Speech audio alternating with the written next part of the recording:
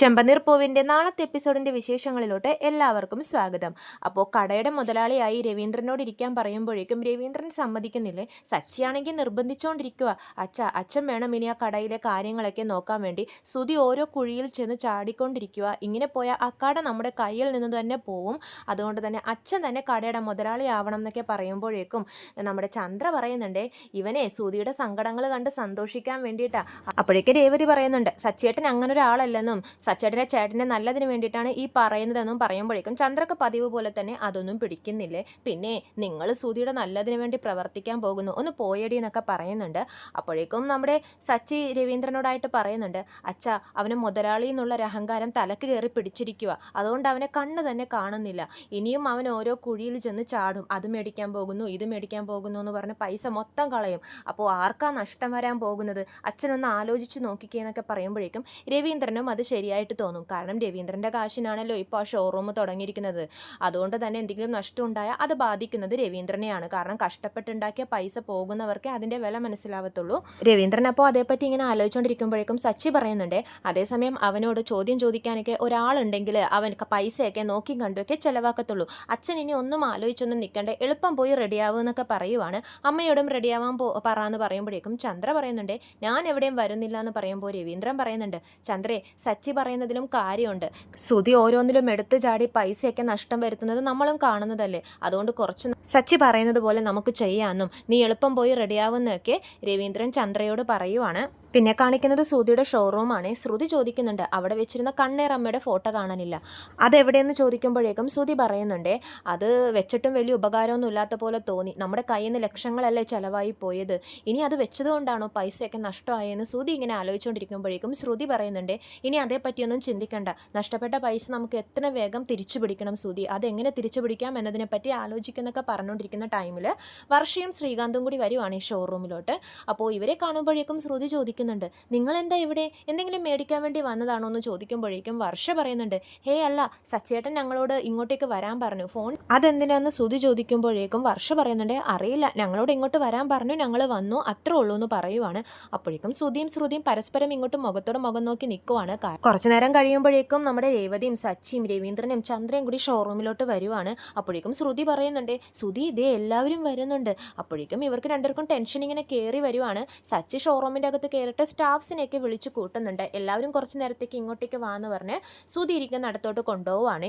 അപ്പോഴേക്കും ശ്രുതി ചോദിക്കുന്നുണ്ട്, അമ്മേ എന്താ അമ്മേ ഇവിടെ എന്ന് ചോദിക്കുമ്പോഴേക്കും സച്ചി പറയുന്നുണ്ട്, നീ ആദ്യം അവിടെ നിന്ന് എഴുന്നേക്കെന്ന് പറയുവാണ്. അപ്പോൾ ശ്രുതി പറയും, ഞാൻ എന്തിനാ ഇവിടെ നിന്ന് എഴുന്നേക്കുന്നേ, എന്താടാ നീ ഒന്നും അറിയാത്ത പോലെ, ഇന്നലെ തന്നെ നമ്മളെല്ലാം തീരുമാനിച്ചതല്ലേ, ഇനി മുതൽ ഈ ഷോറൂമിൻ്റെ മുതലാളി നമ്മുടെ അച്ഛനാ, നീ അവിടെ നിന്ന് എഴുന്നേറ്റ് എന്നൊക്കെ പറഞ്ഞ് സച്ചി ശ്രുതിയോട് ആജ്ഞാപിക്കുവാണ്. ശ്രുതി എന്ത് ചെയ്യണമെന്നറിയാതെ ആ ചെയറിൽ നിന്ന് എഴുന്നേക്കുന്നില്ല. അവിടെ തന്നെ ഇങ്ങനെ ഇരുന്ന് സച്ചിയെ നോക്കിക്കൊണ്ടിരിക്കുമ്പോഴേക്കും സച്ചി പറയുന്നുണ്ട്, എടാ എഴുന്നേക്കടാ, നിനക്ക് പറഞ്ഞാൽ മനസ്സിലാവുന്നില്ലേ, നീ ഇനി ഇവിടുത്തെ ഒരു ജോലിക്കാരൻ മാത്രമാണ്, നമ്മുടെ അച്ഛനാ മുതലാളി, നീ ആദ്യം അവിടെ നിന്ന് എഴുന്നേറ്റേ, അച്ഛൻ പോയി ആ ചെയറിലോട്ടൊന്ന് ഇരുന്നേന്ന് പറഞ്ഞിട്ട് സച്ചി ശ്രുതിയെ മാറ്റി രവീന്ദ്രനെ ആ ചെയറിലോട്ട് ഇരുത്തുവാണ്.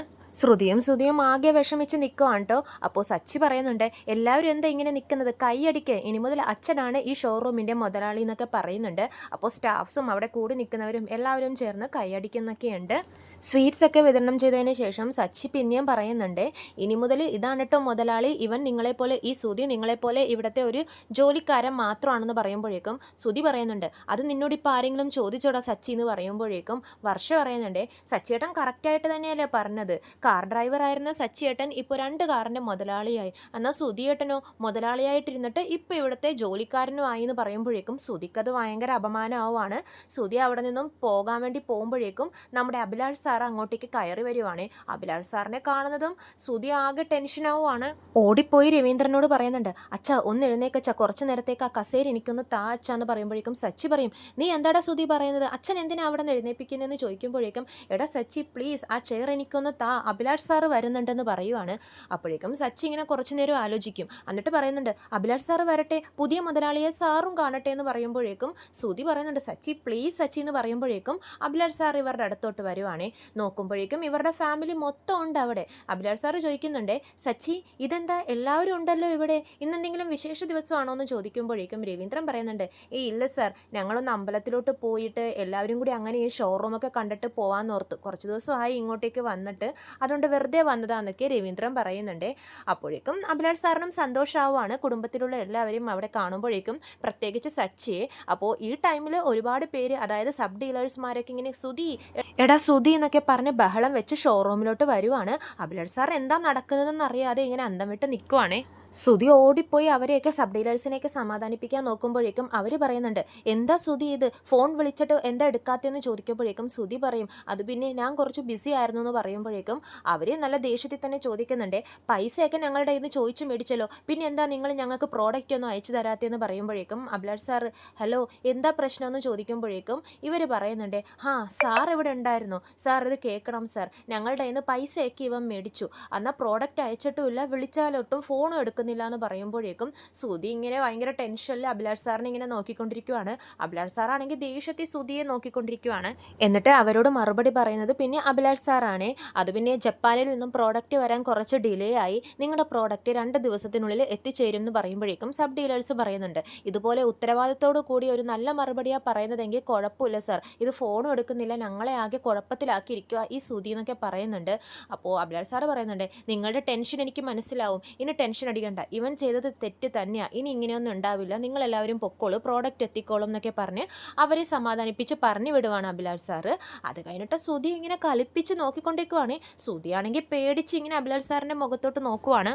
ദേഷ്യത്തിൽ തന്നെ അഭിലാഷ് സാറ് ചോദിക്കുന്നുണ്ട്, എന്താ സുധി ഇത്, അവരുടെ കയ്യിൽ നിന്ന് അഡ്വാൻസ് മേടിച്ചിട്ട് ആ വിവരം താൻ എന്നോടൊന്ന് പറഞ്ഞു പോലും ഇല്ലല്ലോ, അഡ്വാൻസ് തന്നിരുന്നെങ്കിൽ ഞാൻ ആ പ്രോഡക്റ്റ് തനിക്ക് അപ്പം തന്നെ അയച്ചു തരുമായിരുന്നില്ലേ, എന്താ ആ വിവരം എന്നോട് പറയാത്തത്, ശ്രുതി നിങ്ങൾ ആ പൈസ എനിക്ക് ട്രാൻസ്ഫർ ചെയ്തായിരുന്നോ എന്നൊക്കെ ചോദിച്ച് രണ്ടുപേരെയും ചീത്ത പറയുവാണ്. അപ്പോഴേക്കും രവീന്ദ്രൻ പറയുന്നുണ്ട്, അത് പിന്നെ സാർ ഈ സുധി ഒരു വീട് മേടിക്കാൻ വേണ്ടി കമ്മിറ്റ് ചെയ്തിട്ടുണ്ടായിരുന്നു എന്ന് പറയുമ്പോഴേക്കും സച്ചി പറയും, അച്ഛാ ഞാൻ പറഞ്ഞോളാം സാറിനോടെന്ന് പറഞ്ഞിട്ട് സച്ചി നടന്ന കാര്യങ്ങളൊക്കെ അഭിലാഷ് സാറിനോട് പറയുവാണ്.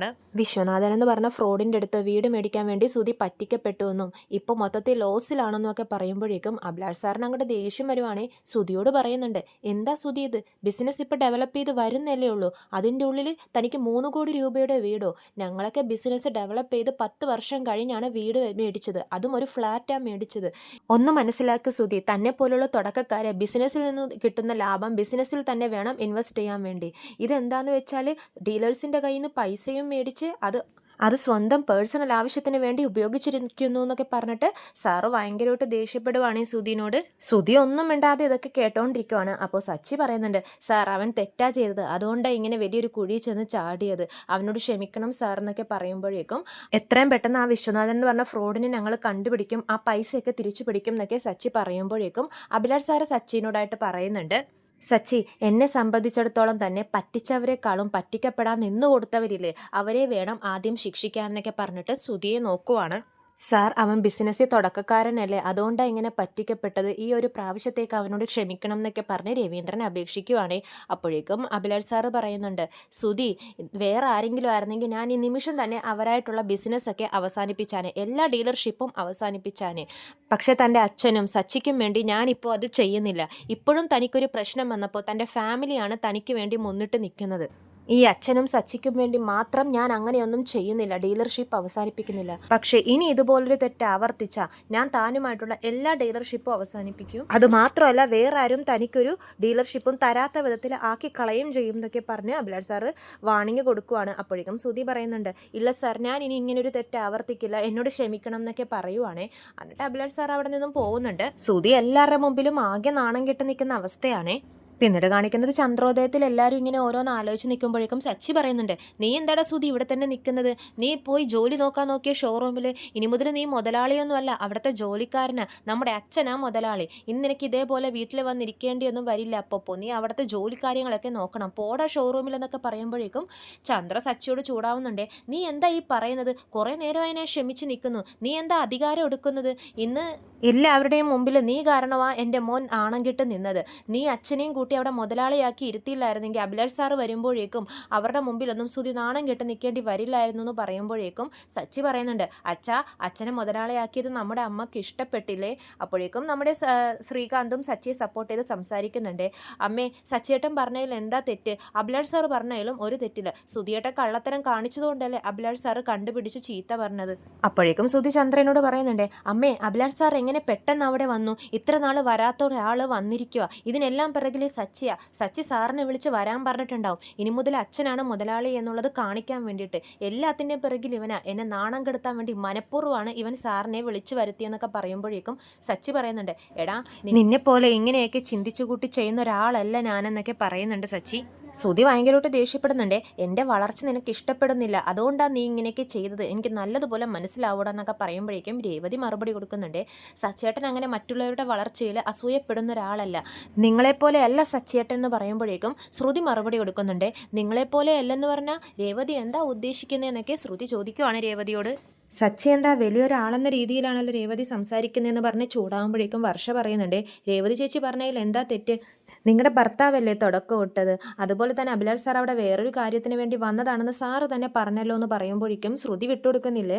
പിന്നെ അഭിലാഷ് സാർ ഇത്ര നാൾ വരാത്ത ഒരാൾ പെട്ടെന്ന് അവിടെ വരണം എന്നുണ്ടെങ്കിൽ ഇങ്ങനെ ഒരു സംശയമൊക്കെ ആരുടെ മനസ്സിലായാലും തോന്നും എന്നൊക്കെ പറയുവാണ് ശ്രുതി. അപ്പോൾ രേവതി പറയുന്നുണ്ട്, സാറിനെ അവിടെ നിന്നും ഇങ്ങോട്ടേക്ക് വിളിച്ചു വരുത്തി നിങ്ങളെയൊക്കെ സാറിൻ്റെ മുമ്പിൽ അപമാനിക്കപ്പെടാൻ വെക്കുന്ന ഒരാളല്ല എൻ്റെ സച്ചിയേട്ടൻ എന്നൊക്കെ വീണ്ടും പറയുവാണ് രേവതി.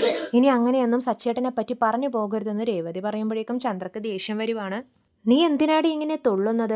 ഇവൻ അച്ഛനെ മുതലാളിയാക്കണമെന്നുള്ള ഉദ്ദേശത്തോടു കൂടിയൊന്നല്ല അത് ചെയ്തത്. ശ്രുതി ആ സ്ഥാനത്ത് നിന്നും മാറ്റണം, അതിലിവനെ സന്തോഷിക്കണം, അതാണ് ഇവൻ്റെ മനസ്സിലെന്ന് പറയുമ്പോഴേക്കും രേവതി പറയുന്നുണ്ട്, അച്ഛൻ ഇന്ന് മുതലാളിയാക്കാൻ വേണ്ടി സച്ചിയേട്ടൻ അവിടെ പോയില്ലായിരുന്നെങ്കിൽ ശ്രുതിയായിട്ടുള്ള എല്ലാ ഡീലർഷിപ്പും അഭിലാഷ് സാറിൽ നിന്ന് അവസാനിപ്പിച്ചേനെ. ഇന്നും ഈ ഫാമിലിക്ക് വേണ്ടി മാത്രമാണ് അഭിലാഷ് സാറ് ആ ഡീലർഷിപ്പ് അവസാനിപ്പിക്കാതെ പോയതെന്നൊക്കെ രേവതി പറയുമ്പോഴേക്കും അത് ശരിയാണല്ലോ എന്ന് എല്ലാവരും ചിന്തിക്കുവാണ്. അപ്പോൾ വർഷയും പറയുന്നുണ്ട്, ശരിയാ രേവതി ചേച്ചി പറഞ്ഞത്, അന്ന് ഈ ഡീലർഷിപ്പ് കിട്ടാൻ തന്നെ കാരണം സച്ചിയേട്ടൻ്റെ സത്യസന്ധതയാണ് അഭിലാഷ് സാറിനെ ആകർഷിച്ച് ഈ ഡീലർഷിപ്പ് സുധിച്ചേട്ടനെ കൊടുക്കാൻ കാരണം. ഇന്നും ഇപ്പോൾ സച്ചിയേട്ടൻ കാരണം തന്നെയാണ് വീണ്ടും ഈ ഡീലർഷിപ്പ് പോവാതെ നിന്നതും. അതിന് സച്ചിയേട്ടനെ താങ്ക്സ് പറയേണ്ടതിന് പകരം എല്ലാവരും ചേർന്ന് കുറ്റപ്പെടുത്തുക പറഞ്ഞ് വർഷ സപ്പോർട്ട് ചെയ്ത് സംസാരിക്കുവാണേ.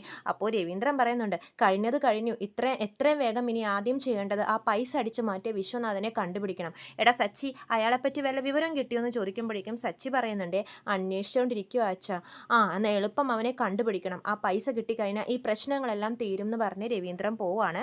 ഇത്രയും കാണിച്ചുകൊണ്ടാണ് നാളത്തെ എപ്പിസോഡ് അവസാനിക്കുന്നത്. ചെമ്പനീർപ്പൂവിൻ്റെ കൂടുതൽ വിശേഷങ്ങൾ ഞാൻ എൻ്റെ ചാനലിലൂടെ അപ്ലോഡ് ചെയ്യുന്നതാണ്. ചാനൽ സബ്സ്ക്രൈബ് ചെയ്യാത്തവർ സബ്സ്ക്രൈബ് ചെയ്യണം. വീഡിയോ ഇഷ്ടമെങ്കിൽ ലൈക്ക് ചെയ്യാനും മറക്കരുത്. എല്ലാവർക്കും നന്ദി.